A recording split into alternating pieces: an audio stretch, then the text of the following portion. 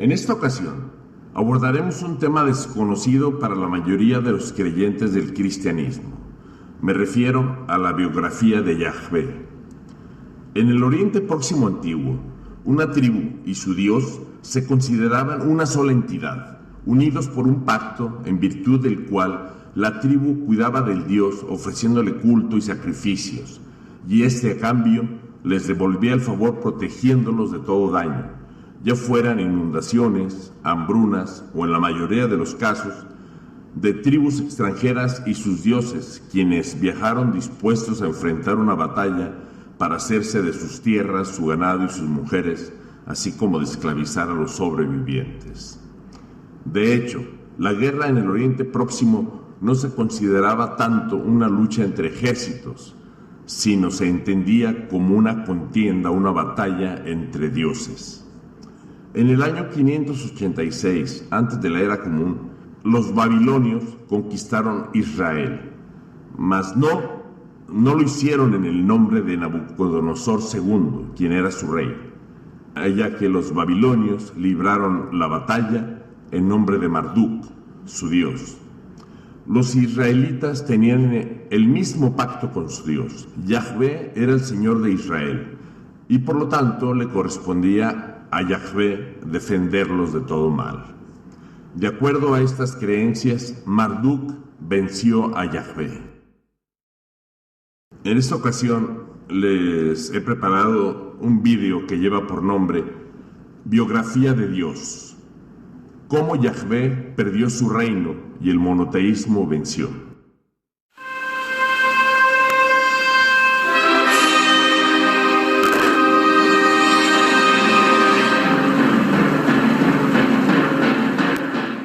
Muy buenos días. A nombre de Filosofía Channel, al micrófono su amigo José Mario Hernández tiene el privilegio de darles la bienvenida, así como de agradecer la distinción que nos hacen al sintonizar su canal, y también agradecerles por la atención brindada a cada vídeo y a cada audiolibro. De todo corazón, 1.000.000 de gracias. El estudioso de las religiones, Reza Aslan, publicó un libro llamado Dios, una historia humana, que ha sido, hasta la fecha, su más ambicioso ensayo sobre la historia de la divinidad. En esta obra, Reza Aslan narra cómo en el año 586, antes de la Era Común, el rey Nabucodonosor II, soberano del poderoso imperio babilónico y representante en la tierra del dios supremo Marduk, rey de los dioses, abatió las murallas de Jerusalén, saqueó la capital del reino de Israel y redujo a cenizas el templo de los judíos. Miles de sus habitantes fueron pasados a cuchillo, y los pocos que sobrevivieron, sobre todo la élite culta, los sacerdotes, los militares y la realeza, fueron enviados al exilio en un claro intento de acabar con Israel como nación. Así daría comienzo la diáspora judía. Y sí, si Israel dejaba de existir, lo mismo le ocurriría a su Dios, Yahvé. Para evitar la destrucción de Jerusalén, el rey Joacim de Judá, en su tercer año, cambió su lealtad de Egipto a Babilonia. Rindió tributo desde la tesorería de Jerusalén, otorgando algunos artefactos del templo y a algunos miembros de la familia real y la nobleza como rehenes. En el 601, antes de la Era Común, durante el cuarto año de su reinado, Nabucodonosor II intentó sin éxito invadir Egipto y fue rechazado con grandes pérdidas. Este fracaso llevó a numerosas rebeliones entre los estados del Levante que debían lealtad a Babilonia, incluyendo a Judá, donde Joacim dejó de pagar tributo a Nabucodonosor II y adoptó una posición pro-egipcia. Nabucodonosor II pronto se enfrentó a estas rebeliones. Según la crónica de Nabucodonosor, este sitió Jerusalén, que finalmente cayó el 2 de Adar, equivalente al 16 de marzo, del año 597 antes de la Era Común. La crónica de Nabucodonosor II dice: en el séptimo año de Nabucodonosor, es decir, 598 antes de la Era Común, En el mes de Kislev, que se sitúa de acuerdo a nuestro calendario gregoriano entre noviembre y diciembre, el rey de Babilonia reunió a su ejército y después de invadir la tierra de Hatí, ubicada en lo que actualmente están las naciones de Siria y Palestina, puso sitio a la ciudad de Judá. El segundo día del mes de Adar, equivalente al 16 de marzo, conquistó la ciudad y tomó prisionero al rey Joacim. Instaló en su lugar a un rey llamado Sedequías, quien fue electo por Nabucodonosor, y después de haber recibido un rico tributo, regresó a Babilonia. Joacim murió durante el sitio, posiblemente el 22 del Marjeshvan, que es el 10 de diciembre de acuerdo a nuestro calendario, del año 598 antes de la era común, o durante los meses de Kislev o Tebet.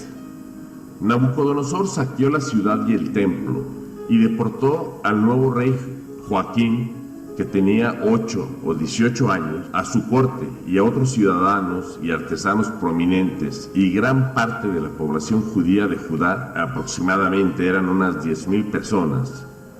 Esta deportación ocurrió antes de Nisan de 597 antes de la era común. Las fechas del libro de Ezequiel se cuentan a partir de este evento. Los eventos se describen en las secciones Neblim y Ketubim del Tanaj, que es la Biblia hebrea o el Antiguo Testamento. Este se narra en la carta número 2 de los Reyes, en el versículo 24, los capítulos del 10 al 16, en donde dice: la primera deportación fue el inicio del exilio y de la diáspora judía. El texto bíblico correspondiente a la carta 2 de Reyes, versículo 24, del 13 al 17, informa lo siguiente: y sacó de allí todos los tesoros de la casa de Yahvé y los tesoros de la casa real, y rompió en pedazos todos los utensilios de oro que había hecho Salomón, rey de Israel, en la casa de Yahvé, como Yahvé le había ordenado. Y llevó en cautiverio a toda Jerusalén, a todos los príncipes y a todos los hombres valientes, hasta 10,000 cautivos, y a todos los artesanos y herreros. No quedó nadie, excepto los pobres del pueblo de la tierra. Asimismo llevó cautivos a Babilonia a Joaquín, a la madre del rey, a las mujeres del rey, sus oficiales y a los poderosos de la tierra. Cautivos los llevó de Jerusalén a Babilonia, a todos los hombres de guerra, que fueron 7,000, y a los artesanos y herreros, que fueron 1,000, y a todos los valientes para hacer la guerra llevó cautivos el rey de Babilonia. Y el rey de Babilonia puso por rey en su lugar, o en lugar de Joaquín, a Matanías, su tío, y le cambió el nombre por el de Sedequías. Nabucodonosor instaló al tío de Joaquín, a Sedequías, como rey títere de Judá, y Joaquín se vio obligado a permanecer en Babilonia. El comienzo del reinado de Sedequías se ha fechado de diversas maneras, unas pocas semanas antes o después del comienzo de Nisan, de 597 antes de la era común. Esta identificación explícita de una tribu con su Dios nacional tuvo profundas implicaciones teológicas para los pueblos de la antigüedad. Cuando Yahvé ayudó a los israelitas a aplastar a los filisteos, demostró que el Dios de Israel era más poderoso que el de los filisteos, llamado Dagon. Pero cuando los babilonios destruyeron a los israelitas, la conclusión teológica era que Marduk, el dios de Babilonia, era más poderoso que Yahvé. Para muchos israelitas, la destrucción de su templo, que era la casa de Yahvé, suponía algo más que el fin de sus ambiciones nacionales. Era el fin de su religión. Privado de los ritos y rituales que constituían la base de su devoción religiosa y, por lo tanto, de su propia identidad como pueblo, no tenían más remedio que rendirse a la nueva realidad, adoptando nombres babilónicos y estudiando las escrituras babilónicas, y comenzaron a adorar a los dioses babilónicos. Sin embargo, entre los exilados había un pequeño grupo de reformadores religiosos, quienes, ante la perspectiva inaceptable de reconocer la derrota de Yahvé a manos de Marduk, hallaron una explicación alternativa. Quizás la destrucción y el exilio de Israel formaran parte del plan divino de Yahvé desde el principio de los tiempos. Tal vez estaba castigando a los israelitas por creer en Marduk. Quizás Marduk no existía. Fue precisamente este momento de angustia espiritual en el que el reino de Israel había sido devastado y el templo de Yahvé derribado y profanado, cuando se forjó una nueva identidad y con ella una manera completamente nueva de entender lo divino. Dios dijo a Moisés: esto dirás a los hijos de Israel: yo soy, le dijo, me envía a vosotros. Esto se cita en Éxodo, versículo 3, capítulo 15. Esta afirmación había sorprendido a Abraham, Isaac y Jacob, porque lo cierto es que estos patriarcas bíblicos no adoraban a una deidad del desierto medianita llamado Yahvé, sino a un Dios completamente distinto, una deidad cananea que llamaban El. Por tanto, eran dos deidades distintas. Los especialistas en la materia saben desde hace siglos que en la Biblia los israelitas adoraban a dos deidades diferentes, cada una con un nombre diferente, orígenes diferentes y rasgos diferentes. El Pentateuco, que está compuesto por los 5 primeros libros de la Biblia, que son el Génesis, el Éxodo, el Levítico, Números y el Deuteronomio, en realidad es un cocido de varias fuentes que se llevó a cabo a lo largo de cientos de años. Si nos fijamos bien, de vez en cuando podemos ver las costuras en el lugar donde se juntan dos o más tradiciones distintas. En el capítulo 1 del Génesis, Dios crea al hombre y a la mujer juntos y al mismo tiempo, mientras que en contraparte, en el capítulo 2, encontramos la historia mucho más popular de Adán y Eva, en la que Eva sale de la costilla de Adán. También existen dos relatos distintos del diluvio, aunque a diferencia de los dos de la creación se entrelazan en una historia única, si bien resulta contradictoria, en la cual el diluvio dura 40 días, descrito en el Génesis capítulo 7, versículo 17, o en la otra versión alternativa dura 150 días. Esto está en el Génesis capítulo 7, versículo 24. Los animales se suben en el arca en grupos de 7 parejas de machos y hembras, según narra el Génesis en el capítulo 7, versículo 2, o solo una pareja de cada una de las especies, tal como se narra en el Génesis capítulo 6, versículo 19. Y el diluvio comienza 7 días después de que Noé entra al arca. Esto se narra en el Génesis capítulo 7, versículo 10, o inmediatamente después de que se embarque con su familia. El Génesis en el capítulo 8, versículos del 11 al 13. Siguiendo con cuidado cada uno de estos hilos narrativos independientes, los biblistas han logrado identificar por lo menos 4 fuentes escritas distintas que conforman la mayor parte de los primeros libros de la Biblia. Las han denominado a cada una: a la primera, la tradición yahvista, que la conoceremos en adelante simplemente abreviada por la J, en la que del Génesis, el Éxodo y Números, la tradición eloísta, o que data del siglo 8 o 7 antes de la era común, y se limita sobre todo al Génesis y partes del Éxodo. Mientras tanto, se encuentra también la tradición sacerdotal, conoceremos o que veremos representada como S, que se escribió durante o justo después del cautiverio de Babilonia en el 586 antes de la era común, y es básicamente una reelaboración del material de la tradición yahvista y de la tradición eloísta. Al final encontramos la tradición del Deuteronomio, que representaremos con la letra mayúscula D, que se extiende desde el libro del Deuteronomio hasta los libros primero y segundo de Reyes, y que puede datar entre los siglos 7 y 5 antes de la era común. Como pueden observar en el gráfico que explica la composición del Antiguo Testamento, este gráfico que pareciera el disco de nuestra computadora, cómo está fragmentado, de acuerdo a cada una de las tradiciones, de las 4 tradiciones, estas están representadas con un color, Y esto nos indica cuál de las tradiciones ha sido predominante en cada uno de los libros que forman el Pentateuco.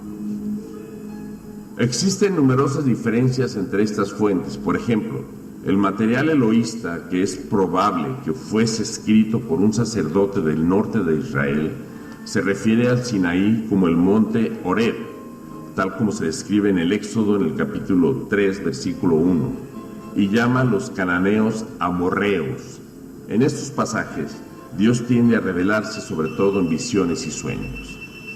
A diferencia del material yahvista, más centrado en el sur, que a menudo retrata a Dios de maneras misteriosamente antropomórficas, crea al mundo mediante el ensayo y error, y al principio se olvida de hacerle una pareja a Adán, como se describe en Génesis capítulo 2, versículo 18. Pasea por el jardín del Edén disfrutando de la brisa de la tarde, como cita Génesis capítulo 3, versículo 8, y en un momento dado pierde de vista a sus criaturas, Adán y Eva, a los que no consigue encontrar cuando se esconden entre los árboles. ¿Dónde estás?, llama Yahvé a Adán al atardecer. Eso lo cita el Génesis en el capítulo 3, versículo 9. Sin embargo, la principal diferencia entre las tradiciones yahvistas y eloístas del Pentateuco es que a Dios se le llama con un nombre distinto en cada una. El Dios eloísta es llamado El o Elohim, que es la forma plural de Él, que en la mayoría de las versiones españolas de la Biblia se traduce por Dios, con D mayúscula. Después de estos sucesos, Dios, estamos hablando de Elohim, puso a prueba a Abraham, como se describe en el Génesis capítulo 22, versículo 1. En cambio, el Dios de la tradición yahvista se llama Yahvé, que en español se suele traducir como el Señor, con S mayúscula. El Señor le dijo: he visto la opresión de mi pueblo en Egipto. Lo narra el Éxodo en el capítulo 3, versículo 7. Mientras tanto, la tradición sacerdotal más tardía suele vincular entre los dos nombres, a Yahvé y a Elohim, en un visible intento de unir dos dioses distintos en uno solo. Aunque el material yahvista es unos 100 años más antiguo que el eloísta, la tradición eloísta representa una deidad más antigua. De hecho, aunque no sabemos casi nada sobre los orígenes de Yahvé, salvo que probablemente era un dios medianita, representado por el tetragramatón que aparece junto al toro de oro que representa a él, en el gráfico que están en este momento observando. Él es una de las deidades más conocidas y mejor documentadas del Oriente Medio Próximo Antiguo. Él era una deidad apacible, distante y paternal, representada de manera tradicional como un rey barbudo, o también en forma de toro o como ternero. A su vez, era el dios supremo de Canaán. También se le designaba como el hacedor de todas las criaturas y el anciano de los días. Era uno de los principales dioses de la fertilidad del país, pero su papel principal era el del rey celestial, que actuaba como padre y protector de los reyes terrenales de Canaán. Sentado en su trono celeste, él presidía la asamblea de los dioses cananeos, en la que figuran dioses como Acera, la diosa madre y consorte de él, Baal, el joven dios de la tormenta, cuyo epíteto era el del jinete de las nubes, Anat, la deidad guerrera, Astarte, también llamada Ishtar, y una multitud de divinidades inferiores. Él también fue, sin duda, el Dios original de Israel. De hecho, la misma palabra Israel significa el persevera. Los primeros israelitas adoraban a él con muchos nombres. El Shaddai, o el de las montañas, como se describe en Génesis, en el capítulo 17, versículo 1. El Olam, o el Eterno, descrito en Génesis, en capítulo 21, versículo 23. El Roy, o el que ve, a su vez está en Génesis 16, 13. Y el Elión, o el Altísimo, en Génesis 14, del 18 al 24, entre muchos otros. Y si bien puede parecer incongruente que los israelitas que vivían en Canaán adoptaran como propio y con tanto entusiasmo un dios cananeo, lo cierto es que la influencia de la teología de Canaán es muy profunda en la Biblia, tan profunda de hecho que no siempre es tan fácil trazar una clara distinción étnica, cultural o incluso religiosa entre los cananeos y los israelitas. Desde luego, no por lo que se refiere a los inicios de la historia de Israel, que ésta se ubica aproximadamente entre el 1200 y el 1000 antes de la era común.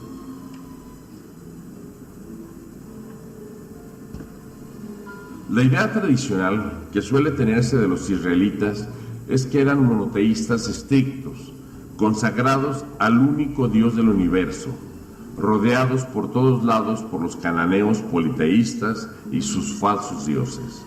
Esta visión no soporta el análisis histórico ni arqueológico.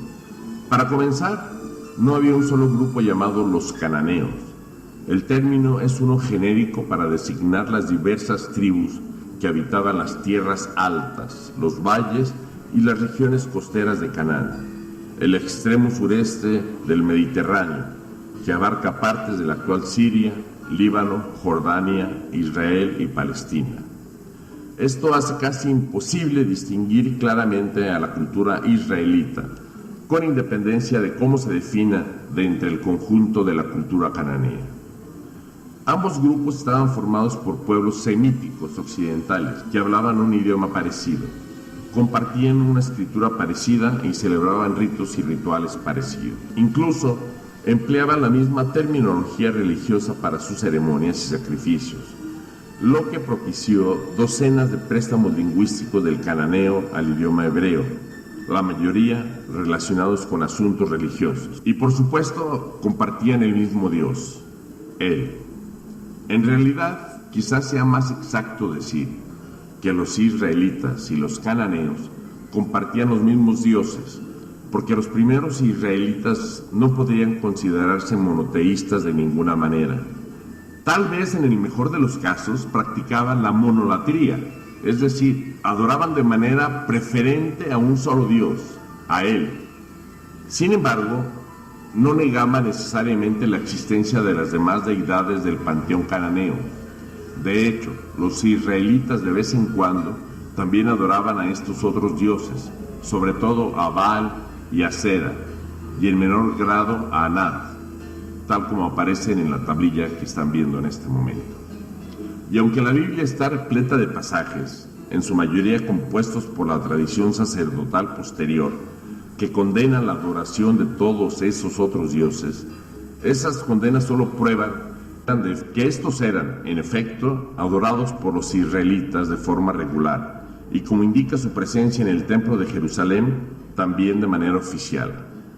Incluso el rey Saúl, su primer monarca o el primer monarca de Israel, dio a dos de sus hijos el nombre del dios Baal. Es Baal y Meribal, además del hijo al que dio un nombre derivado de Yahvé, a Jehonatán o Jonathan. Todo esto significa que los primeros israelitas probablemente veían a su Dios, Él, más o menos igual que los cananeos, como la deidad principal que preside una asamblea divina de dioses inferiores, quienes reconocían y a veces incluso veneraban a las otras deidades del panteón cananeo, pero se mantenían fieles al Dios al que debían su propio nombre, Él.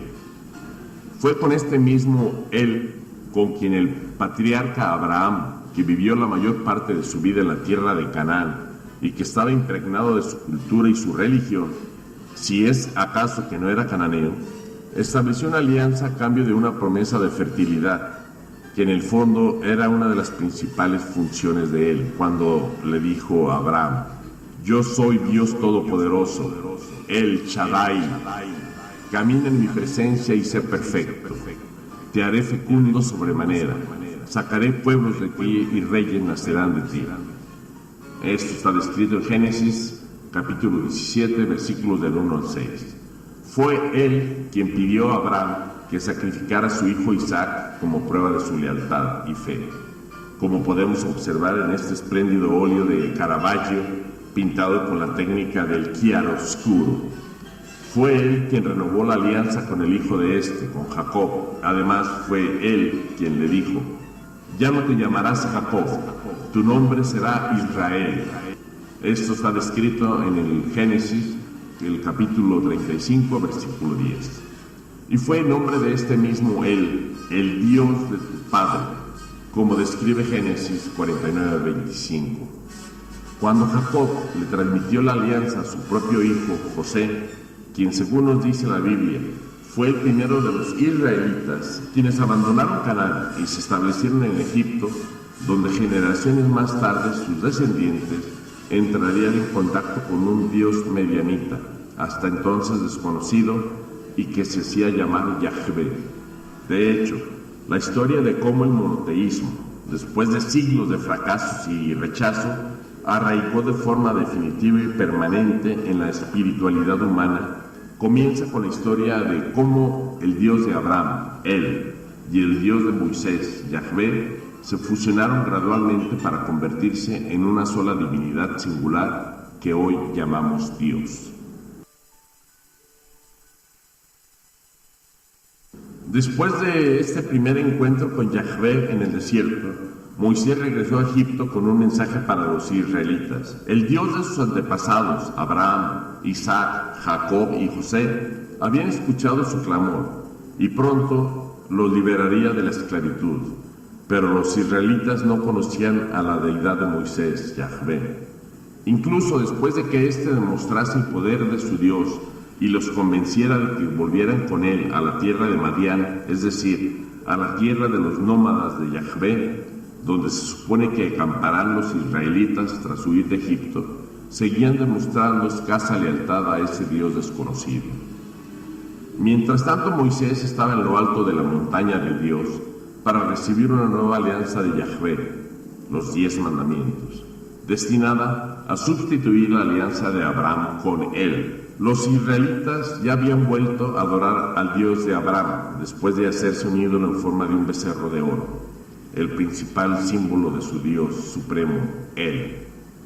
El autor de la tradición sacerdotal, que escribe siglos después de los hechos, intenta reconciliar el conflicto entre estas dos corrientes independientes en los inicios de la religión israelita, haciendo que el Dios de Moisés declare explícitamente: yo soy el Señor, Yahvé, me aparecí a Abraham, Isaac y Jacob como Dios Todopoderoso, el Shaddai, pero no les di a conocer mi nombre, el Señor, tal como describe Éxodo en el capítulo 6, versículos del 2 al 3. Sin embargo, esta afirmación solo pone de relieve el hecho de que los patriarcas de Israel, en cuya memoria habla Yahvé, no sabía quién era este.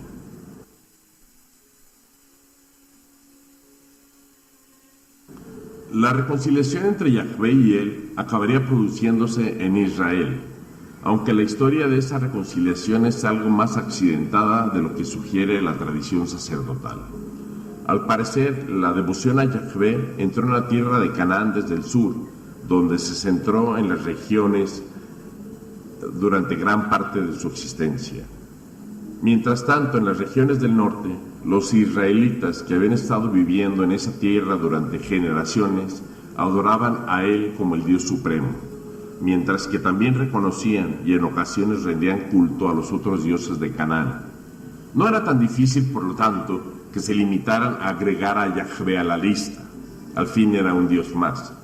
Aunque, según demuestra la Biblia, fue un proceso lento y gradual, como podemos vislumbrar en el cántico de Moisés del Deuteronomio. Cuando el Altísimo, el León, daba a cada pueblo su heredad y distribuía a los hijos de Adán, trazando las fronteras de las naciones según el número de los dioses, la porción del Señor, Yahvé, fue su pueblo. Lo cita el Deuteronomio en el capítulo 22, versículos del 8 al 9. Este pasaje extraordinario no solo nos confirma que los israelitas reconocían a otros dioses, aunque bajo la égida de él, sino que nos presenta de una manera clara a Yahvé como uno de esos dioses menores y afirma que cada divinidad recibió como porción su propia nación y que la que le correspondió a Yahvé fue la de Israel. Cuando la nación de Israel se convirtió en el reino de Israel alrededor del 1050 antes de la era común, la combinación de Yahvé y él se reforzó. Incluso sus nombres se fusionaron a veces como Yahvé El o Yahvé Elohim, que en la mayoría de las versiones de la Biblia se traduce por el Señor Dios. Hijo mío, da gloria al Señor Dios Yahvé Elohim de Israel y ríndele alabanza. Confiesa lo que has hecho, no me lo ocultes. Tal como lo describe Josué en el capítulo 7, versículo 19. La consolidación de Israel como reino fue una respuesta a las amenazas crecientes de las tribus vecinas.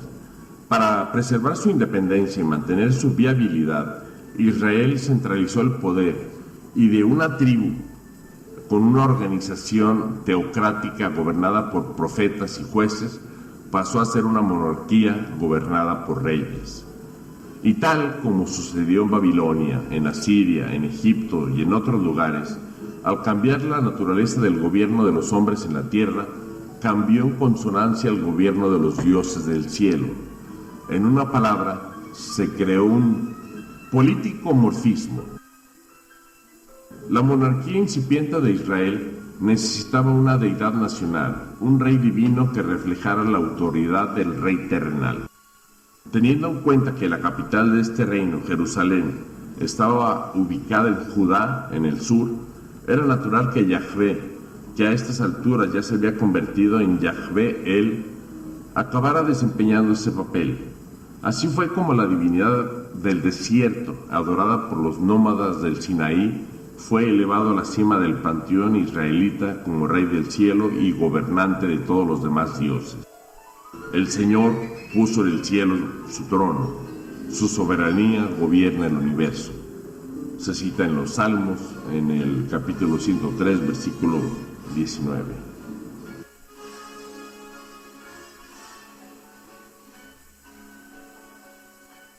En esencia, Yahvé se convirtió en el Dios patrono de los reyes de Israel. Se erigió un templo en su honor en Jerusalén, donde se ubicó a la nueva deidad nacional, en la forma del Arca de la Alianza. La alianza de Moisés, claro, con el patrocinio de la monarquía de Israel.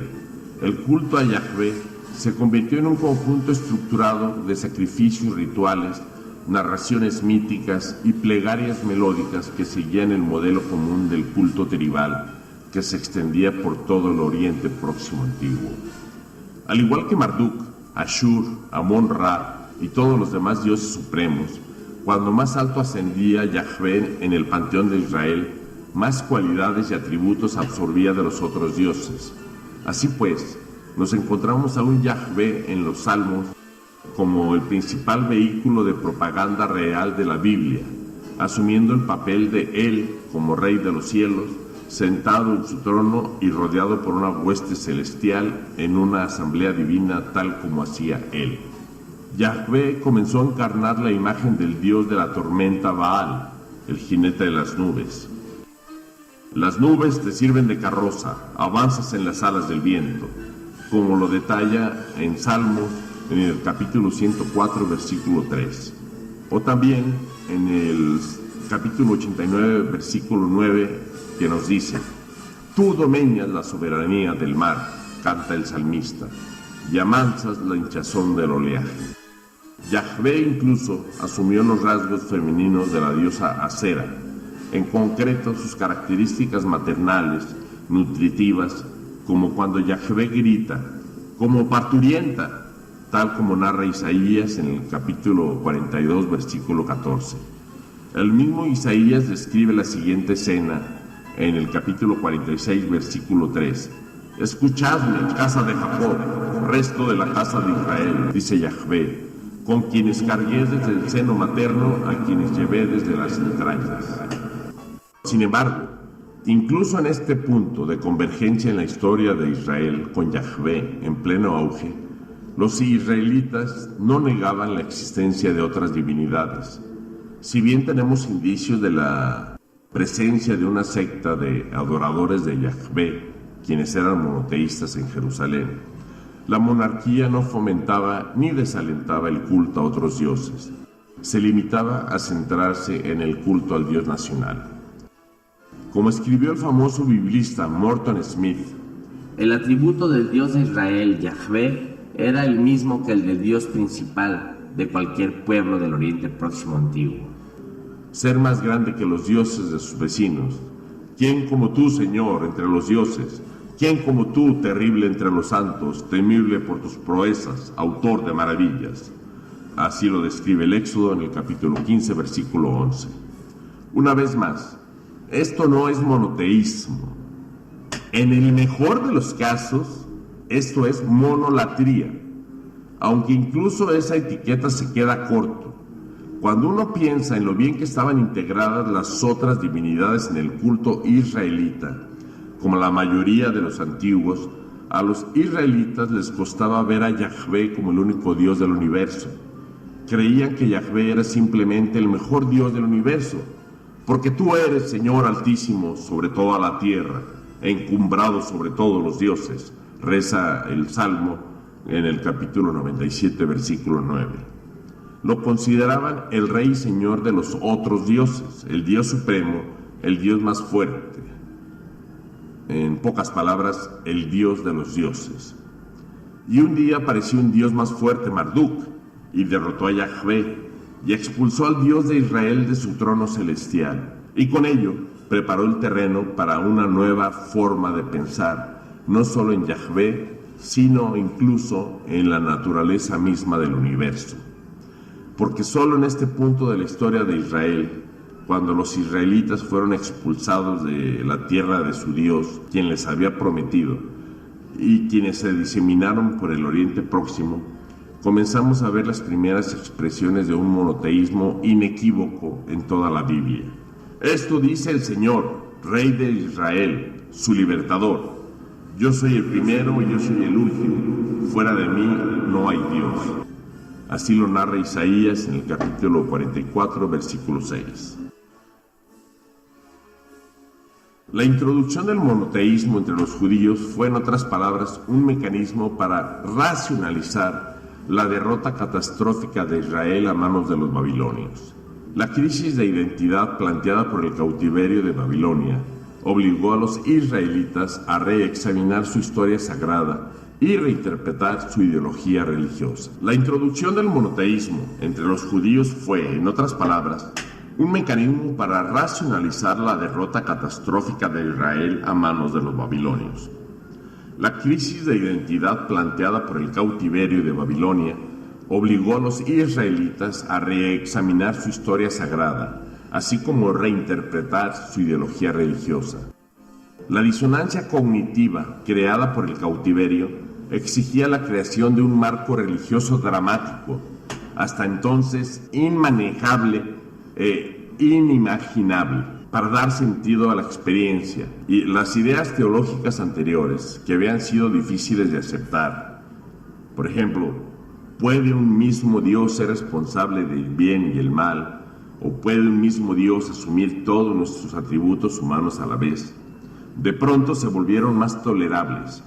Si una tribu y su Dios eran en verdad una entidad, lo que significa que la derrota de uno marcaba la desaparición del otro, entonces, para estos reformadores monoteístas que sufrían el cautiverio en Babilonia, era mejor idear un solo Dios vengativo y lleno de contradicciones, un Dios y con él su sentido como pueblo, y así todos los argumentos históricos en contra de la creencia en un solo Dios desaparecieron, barridos por el abrumador afán de supervivencia de esta pequeña e insignificante tribu semítica.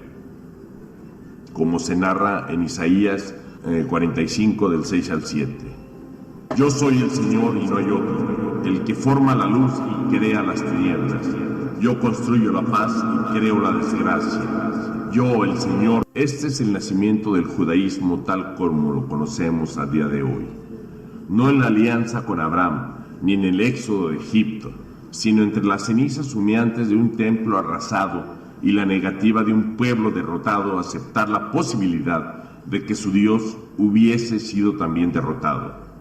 La misma profesión de fe del judaísmo, el Shema, escucha Israel, Yahvé es nuestro Dios, Yahvé es uno, fue compuesto después de este momento de transformación en la historia de Israel.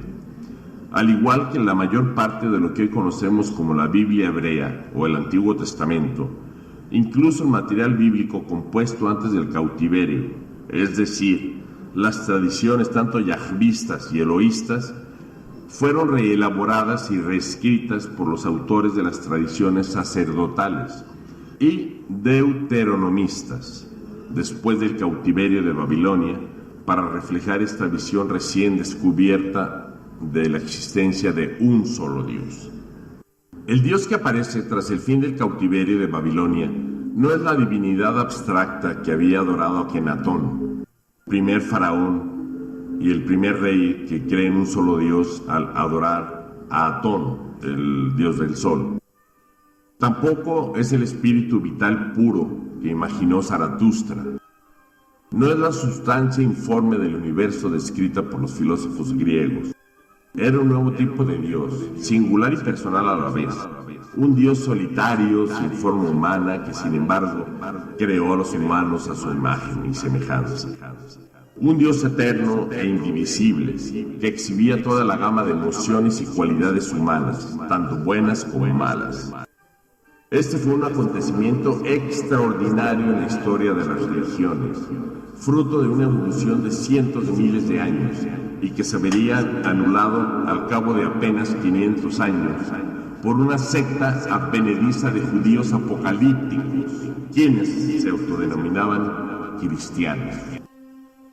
La imagen que en este momento ven pertenece al óleo de Benjamin West, titulada La muerte en caballo blanco, que está en exhibición en el Instituto de Artes de Detroit, en Michigan, Estados Unidos.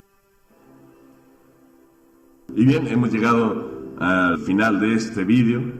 Si estos 40 minutos les aportaron un nuevo concepto o una nueva comprensión del origen del monoteísmo, así como indirectamente del origen del cristianismo, mucho les agradeceré que me califiquen con un pulgar hacia arriba, pero debo insistir, más que me califiquen es para mí más necesario e importante que me plasmen sus comentarios en el espacio en YouTube, ya que sus comentarios son extraordinariamente valiosos para poder guiar este canal y así traerles y prepararles el material que ustedes desean escuchar o revisar. Así que agradeceré todas sus críticas, sugerencias y comentarios. Por favor, les encargo mucho sus comentarios.